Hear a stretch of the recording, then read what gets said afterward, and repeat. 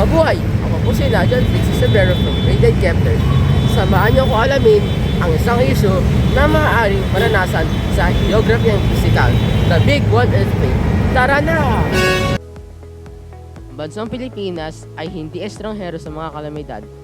Batay sa pag-aaral, ang bansa ay tinaguri ang one of the most disaster-prone countries sa buong mundo.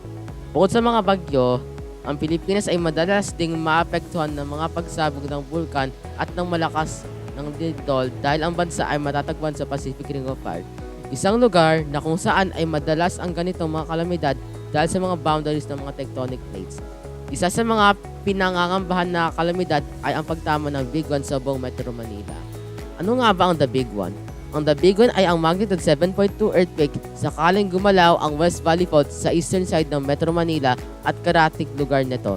Batay sa pagtaya ng Philippine Institute of Volcanology and Seismology, sakaling gumalaw ang West Valley Fault na tumatahak mula sa Bulacan, NCR hanggang Laguna, posibleng 7.2 magnitude ng lindol ang maaaring maranasan ng mga taong nasa lugar nito. Hindi katulad ng mga dumadating na mga bagyo, ang lindol ay hindi kayang ma-forecast. Hindi kayang i-predict kung kailan magaganap ang isang lindol, subalit pwede umanong tansyahin ang lakas ng lindol na pwedeng tumama sa isang lugar sa haba ng fault. Kung ibabase sa kasaysayan, lumalabas na tuwing ika-400 taon hanggang ika-600 taon, gumagalaw ng malakas ang West Valley Fault. Taong 1658 yung huling tumama ito. Epekto ng Big One Earthquake. Ang 7.2 magnitude na lindol ay kakayaning paugain o payuyugin ang kalupaan kahit pa ito ay daang kilometro ang layo na nangahulugan lamang na ang buong Metro Manila, magiging ang mga karatig na mga probinsya ay posibleng maapektuhan din. Ang kalupaan ay posibleng maapekto ng liquefaction. Isang proseso ito kung saan ang mga sandy sediments ay kumikilos ng kagaya ng liquid na tubig. Nagiging mahina ito na posibleng makaguha ng mga kabahayan at mga gusali at maging mga sementado ang mga daanan. Ang mga lugar naman na malapit sa katubigan gaya ng dagat, ilog at iba pang anyong tubig katulad sa Marikina Valley hanggang pababang Manila Bay at lahat ng mga coastal cities sa Kamaynilaan maaari magkaroon ng tsunami.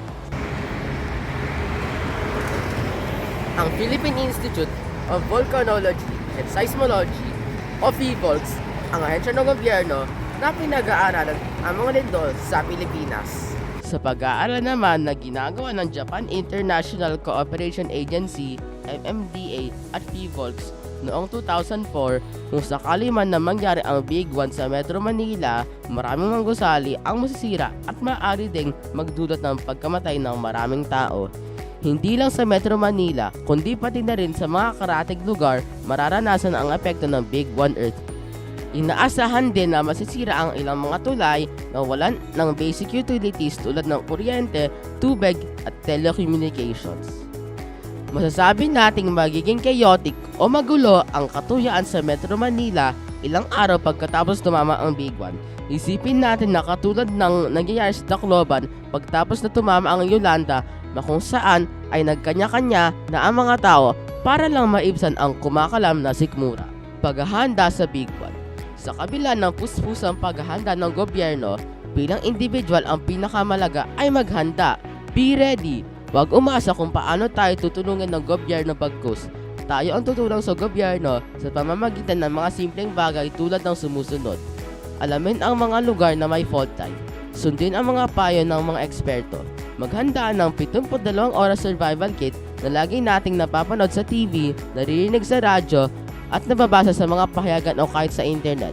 Tinatawag din itong go bag or grab bag na naglalaman ng pagkain na hindi madaling masira at madaling mabuksan, tubig, flashlight at extrang batteries, can opener, cellphones and charger, first aid kit at essential na mga gamot, toiletries, at kung ano-ano pang makakatulong para makasurvive sa oras ng matinding sakuna. Importante din na may extra tayong cash sa panahon ng sakuna dahil baka pati ang mga bangko ay sarado. Sumali sa mga earthquake drill. Ituro din natin ito sa ating pamilya. Tumutok at manatiling focus sa mga balita. Ang pagiging handa ang ating sandata sa pagtama ng Big One Earthquake.